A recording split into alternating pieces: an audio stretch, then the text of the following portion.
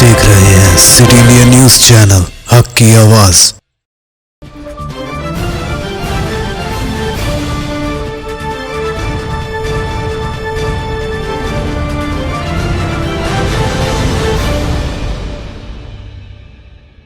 बेमिसाल जेवरात शान से पेश करते हैं मलबार गोल्ड एंड डायमंड्स।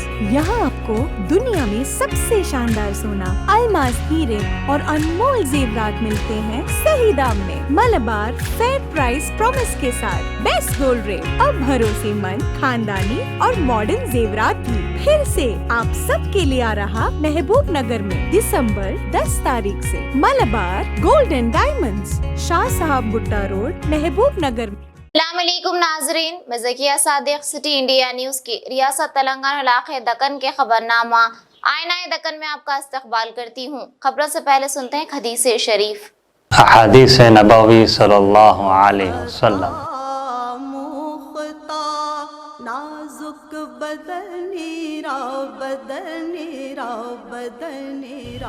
अल मुस्लिम अखुल मुस्लिम, मुस्लिम शरीफ। मुसलमान मुसलमान का भाई है।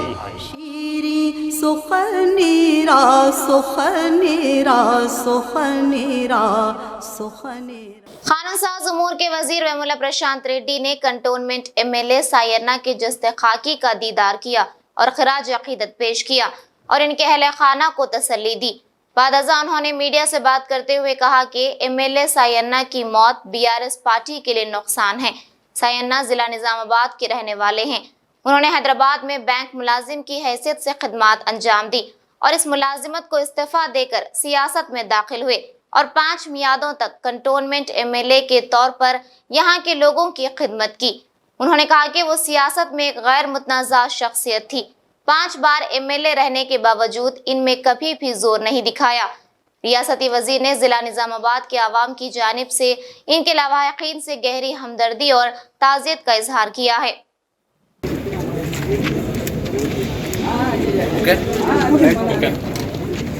సాయన్న గారి మరణం టీఆర్ఎస్ పార్టీకి తీరని లోటు.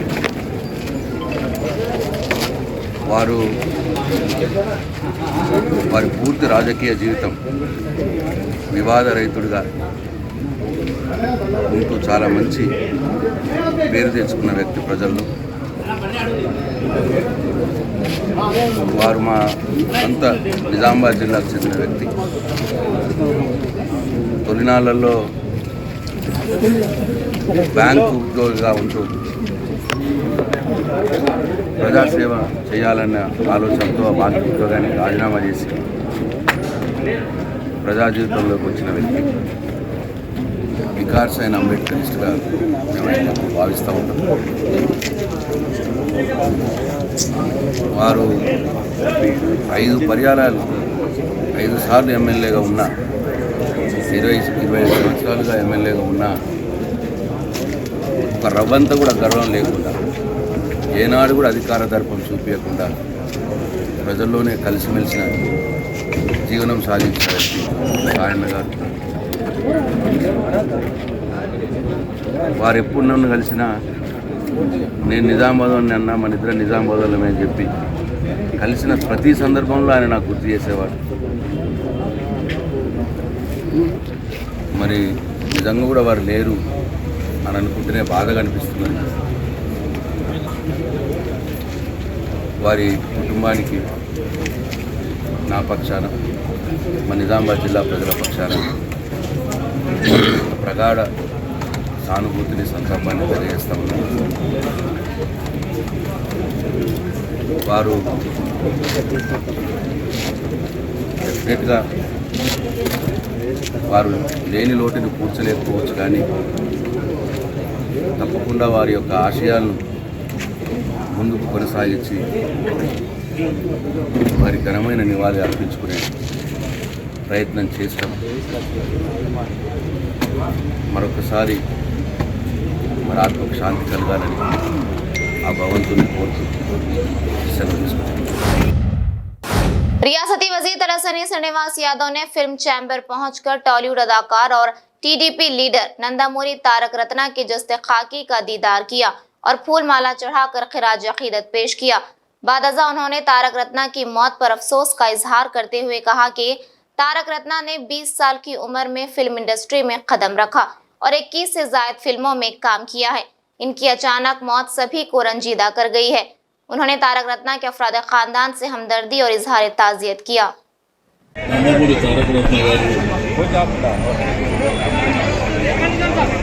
మరణించడం చాలా బాధాకరమైనటువంటి అంశం. మరి యువకుడు, ఉత్సాహవంతుడు, 40 సంవత్సరాలలో లిక్ రావట్లేదండి, అది అక్కడ వస్తుంది ఇక్కడ మరి ఈ విధంగా మన మధ్య లేకపోవడం అనేది బాధాకరమైనటువంటి అంశం. తన 20వ సంవత్సరం ఏంటనే చలనచిత్ర పరిశ్రమలో ప్రవేశించి సుమారు 21 చిత్రాలలో నటించడం, తాతగారు నందమూరి తారక రామారావు గారి అడుగుజాడలో నడుస్తూ రావట్లేదండి. వాడు ఫోన్ సినిమా ఇండస్ట్రీలో అందరితో కలివిడి పెద్ద చిన్న గౌరవించుకుంటారు. ఎప్పుడు చూసినా ఫ్రెండ్లీగా ఉండేటువంటి మన యువకుడు మన మధ్యలో లేకపోవడం అనేది బాధాకరమైనటువంటి అంశం. భగవంతుడు వారికి ఆత్మశాంతి చేకూర్చాలి. వారి కుటుంబ సభ్యులకు మరి ధైర్యాన్ని ఇవ్వాలని చెప్పి ఆ భగవంతుడిని ప్రార్థిస్తూ, ఇంత చిన్న వయసులోనే మరి వారు మనకు దూరం కావడం అనేది చాలా బాధాకరమైనటువంటి అంశం. మరి నందమూరి కుటుంబంలో కూడా విషాద ఛాయలు అలుముకున్నటువంటి సందర్భం కాబట్టి వారందరికీ ఆ భగవంతుడు ధైర్యాన్ని ఇవ్వాలి అని కోరుకుంటున్నాను. सदर कुल हिंद मजलिस इत्तेहादुल मुस्लिमीन और रुकन पार्लियामेंट हैदराबाद बैरिस्टर सदुद्दीन अवैसी की दहली अशोका रोड पर वाक़ रिहाइशगाह पर कुछ नामालूम अशरार ने हमला किया। इस सिलसिले में सदुद्दीन अवैसी की जानिब से शिकायत दर्ज कराई गई। एडिशनल डीसीपी ने इनकी रिहाइशगाह का दौरा किया। पुलिस शवाहिद इकट्ठा कर रही है। वाज़ेह है कि सदर मजलिस की दहली में वाक़ रिहाइशगाह पर इससे पहले भी हमले हो चुके हैं।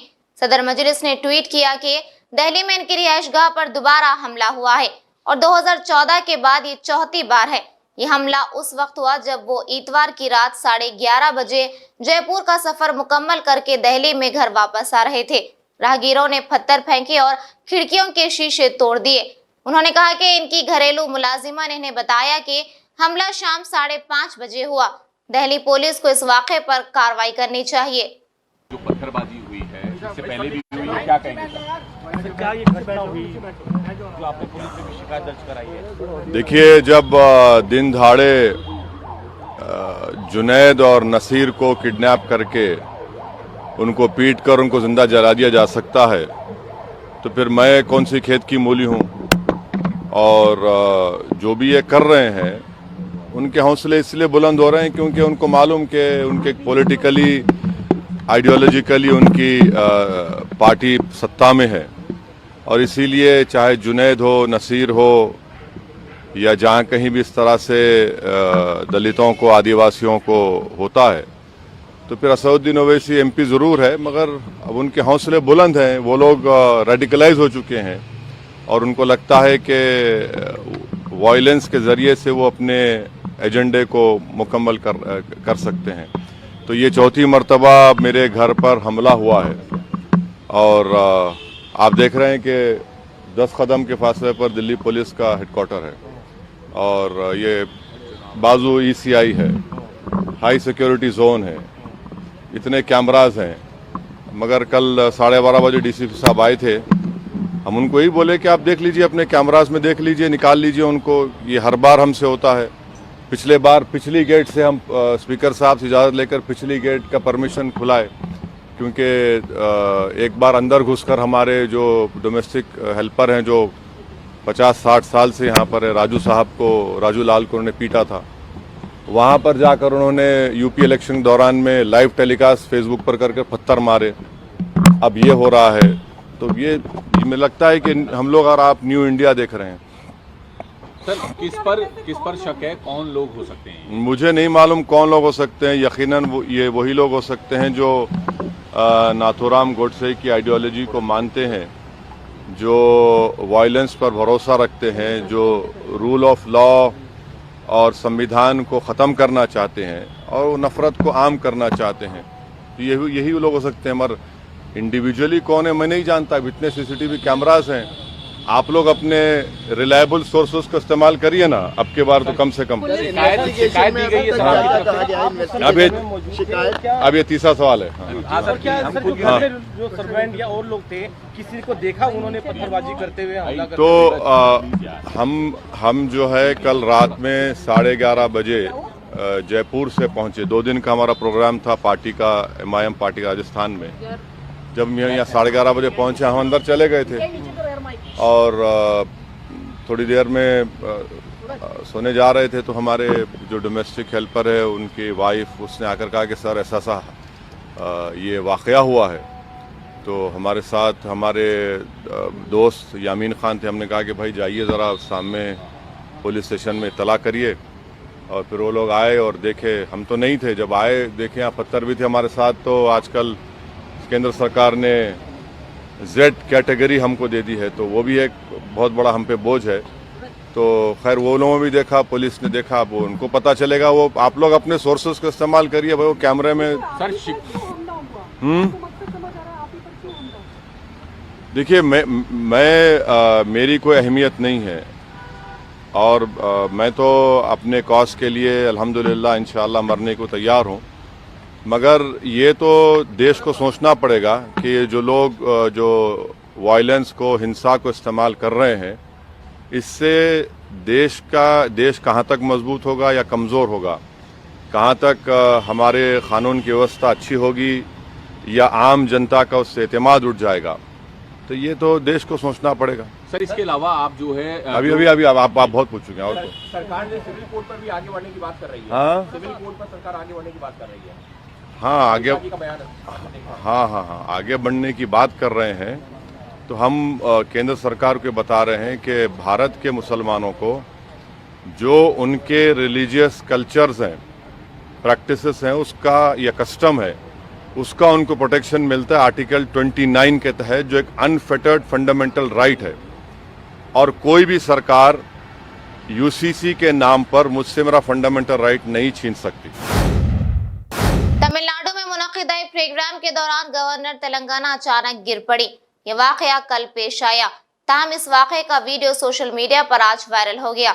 तमिलसाई तमिलनाडु के महाबलीपुरम के करीब पट्टीपुलम गांव में मुनक्किदा तकरीब में शरीक हुई। जब वो कॉरपोरेट से गुजरते हुए अपनी कार की सिमत जा रही थी तो अचानक वो तवाजुन खोकर गिर पड़ी। साथ ही इनका सिक्योरिटी अमला चौकस हो गया। उन्होंने गवर्नर के उठने में मदद की। इस वाकये में इन्हें कोई नुकसान नहीं पहुंचा। बादअज़ां गवर्नर ने तंज करते हुए कहा कि इनके गिरने के वाकये की टीवी न्यूज बनेगी।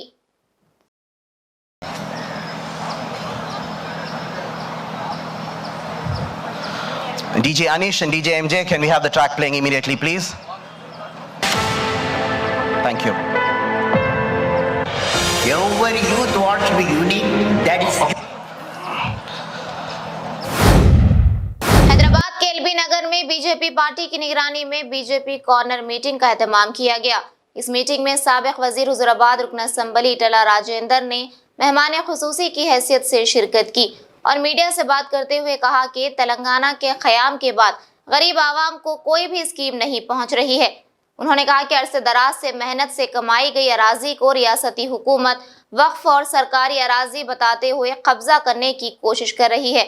उन्होंने कहा कि जियो नंबर 58 और 59 के तहत गरीबों को मुफ्त अराजी देने की बात कही थी। आज इन्हीं से जोर और जबरदस्ती से अराजी छीनी जा रही है। सुकून से जिंदगी गुजारने वालों को चीफ मिनिस्टर KCR परेशान कर रहे हैं। भारतीय जनता पार्टी గ్రామాల వారీగా పట్టణాలలో ఉన్న డివిజన్ల వారీగా దాదాపు 11,000 కార్నర్ మీటింగ్స్ పెట్టాలని చెప్పి నిర్ణయించుకొని గత వారం 10 రోజులుగా అది అమలు చేస్తూ ఉంది. ఈరోజు ఎల్బీ నగర్ నియోజకవర్గంలో నాగోల్ డివిజన్ దాని పక్క డివిజన్లో ఇవాళ ఈ కార్నర్ మీటింగ్స్లో నేను పాల్గొనడం జరుగుతూ ఉంది. ఎక్కడ కూడా హైదరాబాద్ నగరంలో పేదవాళ్లకు తెలంగాణ రాష్ట్రం వచ్చిన తర్వాత ఏ లబ్ధి కూడా చేకూరలేదని చెప్పి గగ్గోలు పెడతా ఉన్నారు. మేము ఆనాడు కష్టపడి కొనుక్కున్న భూములు ఇండ్ల జాగాలు ఏవైతున్నాయో ఆ ఇండ్ల జాగాలు ప్రభుత్వపరమైన భూములలో ఉన్నాయని, వక్ భూములలో ఉన్నాయి. రెండోది ఇదే ఎల్బీనగర్ చౌరస్తాలో ప్రభుత్వపరమైన భూములని లేదా వక్ భూములని చెప్పి 30 ఏళ్ల క్రితం 20 ఏళ్ల క్రితం ఇల్లు కట్టుకున్నారని చెప్పి వాళ్ళకు రెగ్యులేట్ చేస్తామని చెప్పి మొన్న మునుగోడు ఎన్నికల సందర్భంగా ఏ జీవో అయితే ఇచ్చిందో ఇప్పటి వరకు కూడా అమలు కాలే. మూడవది పేదవాళ్ళు జీవించేటువంటి ఆ ఇండ్లకు కరెంటు బిల్లులు డబుల్ అయినాయని చెప్పి, బస్ ఛార్జీలు పెరిగినాయి, కరెంటు బిల్లులు పెరిగినాయి, ఇండ్లకు కిరాయిలు పెరిగినాయని చెప్పి బాధపడుతుంటే ఇలా ఎక్కడ కూడా ఒక మనిషికి పేదవాడికి డబుల్ బెడ్రూమ్ ఇచ్చి కట్టియలేదు. ఇక్కడ కట్టివ్వకపోగా కనీసం పేదలకు ఉండడానికి కింద జాగా కూడా పంచలేదు. ఒక్క మాటలో చెప్పాలంటే పేదల భూములు ఇవ్వకపోగా పేదల భూములు గుంజుకుంటున్న ప్రభుత్వం కేసీఆర్ ప్రభుత్వం అని చెప్పి అర్థమైంది. రింగ్ రోడ్డు చుట్టుపక్కల 5,800 ఎకరాల వాళ్ళ అసైన్మెంట్ భూముల్ని గుంజుకొని వాళ్ళకు ఎకరానికి 300 గజాలు చొప్పున ఇస్తాం, 300 ఇవ్వకపోగా పేదల భూములు గుంజుకుంటున్న ప్రభుత్వం కేసీఆర్ ప్రభుత్వం అని చెప్పి అర్థమైంది. రింగ్ రోడ్డు చుట్టుపక్కల 5,800 ఎకరాల వాళ్ళ అసైన్మెంట్ భూముల్ని గుంజుకొని వాళ్ళకు ఎకరానికి 300 గజాలు చొప్పున ఇస్తాం, 350 గజాలు చొప్పున ఇస్తామని చెప్పి ఏదో దయాదాక్షిణ్యంగా బతుకుతున్నట్టుగా వాళ్ళు చేస్తూ ఉన్నారు. ఏది ఏమైనప్పటికీ కూడా ఇవాళ పట్టణాలలో ఉండేటువంటి ప్రజలందరూ కూడా కేసీఆర్ ప్రభుత్వం మీద కన్నెరే చేస్తున్నారు. కేసీఆర్ దుర్మార్గపు నిర్ణయాల మీద వాళ్ళు కసితో ఉన్నారు. ఎప్పుడు ఎన్నికలు వచ్చినా బిడ్డ కేసీఆర్ ప్రభుత్వాన్ని ఓడగొట్టుడు పక్క, భారతీయ జనతా పార్టీ గెలిపించిన పక్క అనే పద్ధతిలో మాత్రం వాళ్ళ ఆశీర్వాదం దొరుకుతూ ఉంది. वज़ीर फाइनेंस हरीश राव ने जिला मेदक के मुख्तलिफ मकामात पर मुख्तलिफ तरक्याती काम अंजाम दिए। इसी ज़िमन में मेदक के चिगुंटा और रामायणपेट मंडलों के आपाशी ज़रूरतों की तकमील के लिए कोंडा बोचम्मा सागर से पानी जारी किया। इस मौके पर हरीश राव ने कहा कि अपोजिशन पार्टियों ने आपाशी प्रोजेक्ट्स की तकमील की राह में कई रुकावटें खड़ी की हैं। चीफ मिनिस्टर के चंद्रशेखर राव ने कालेश्वरम लिफ्ट इरिगेशन स्कीम की न सिर्फ तकमील की बल्कि अतराफ के अजला के लिए आपाशी जरूरतों का इंतजाम किया। उन्होंने कहा कि कालेश्वरम मुल्क का सबसे बड़ा आपाशी प्रोजेक्ट है जो मुकर्ररा मुद्दत में मुकम्मल किया गया है। उन्होंने कहा कि चीफ मिनिस्टर ने तमाम रुकावटों का मुकाबला करते हुए अज़्म मुसम्मम के जरिए साबिक मेदक जिले के इलाकों में आपाशी के लिए पानी का इंतजाम किया। उन्होंने कहा कि गोदावरी से पानी सैराब किया जा रहा है और इस इलाके में पानी का हुसूल इंतहाई दुश्वारकुन हो चुका था। 400 ता 500 मीटर गहराई के बावजूद पानी का हुसूल मुमकिन नहीं था। हरीश राव ने कहा कि कोंडा बोचम्मा सागर प्रोजेक्ट से पानी की जुराई के जरिए साल भर आपाशी जरूरतों की तकमील होगी।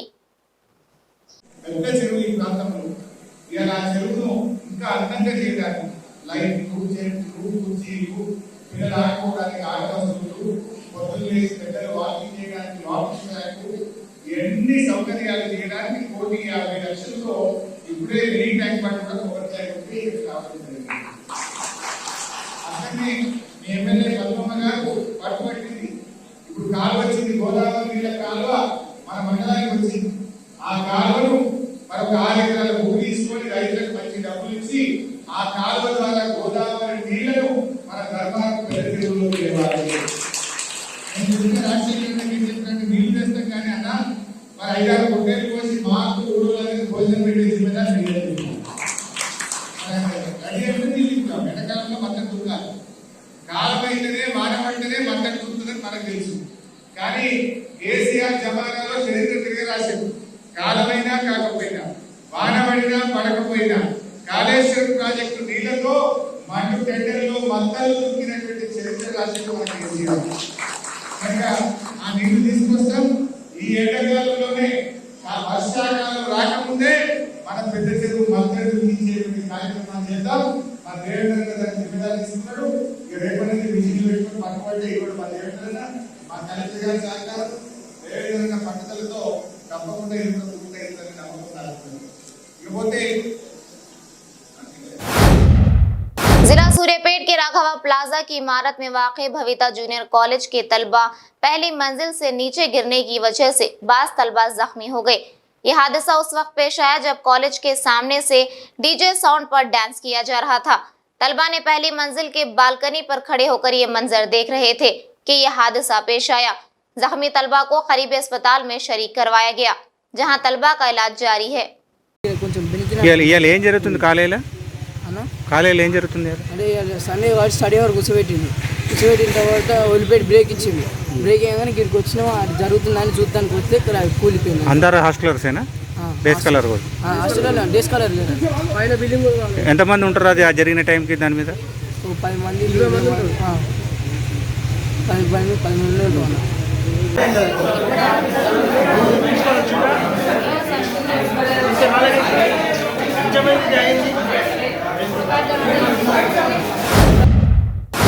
नाज़रीन, हमारे तमाम प्रोग्रामों का मुशाहदा पालमू डिजिटल के चैनल नंबर 115 और हैदराबाद में एजी सेटॉप बॉक्स के चैनल नंबर 50 पर मुशाहदा कर सकते हैं।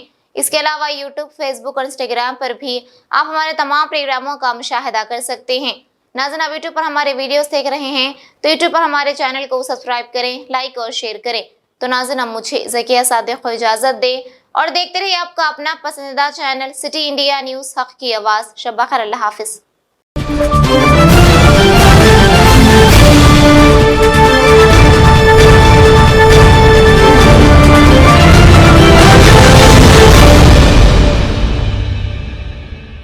सिर्फ ख्वाबों से नहीं, घर बनते हैं इरादों से। MS techno and company builders and developers लेकर आए हैं एक नया प्रोजेक्ट साबेरीज Umar enclave super deluxe construction. शाहों के शहर हैदराबाद में चार मीनार के दामन में सिर्फ 1 किलोमीटर के फासले पर आजमपुरा फरहत नगर इलाके में बुकिंग स्टार्ट। मजीद तफसीलात के लिए रब्त करें 9959023786 9959023786 9581528002 9493854625। Are you looking to build your dream project, but construction costs and time are a big hurdle standing in your way? If yes, then you are at the right place, because Cosmolite AAC lightweight block is a game changer in the construction industry. Our innovative technologies and highly experienced team can help your dreams come true. With our proven strategies, Cosmolite AAC block cuts down the requirements of steel and cement by 20%, saving 30% on construction cost and reducing construction time by 25%. Major builders and contractors have already switched over to Cosmolite AAC blocks because of the structure saving, acoustic insulation, faster construction, lightweight, waterproof workability and flexibility, earthquake resistance and pest resistance. Cosmolite is all set to emerge as South India's most preferred brand in AAC lightweight block. So, what are you waiting for? Let's build with Cosmolite and stay happy, because we don't only build structures, we build happiness. Cosmolite, light up your life.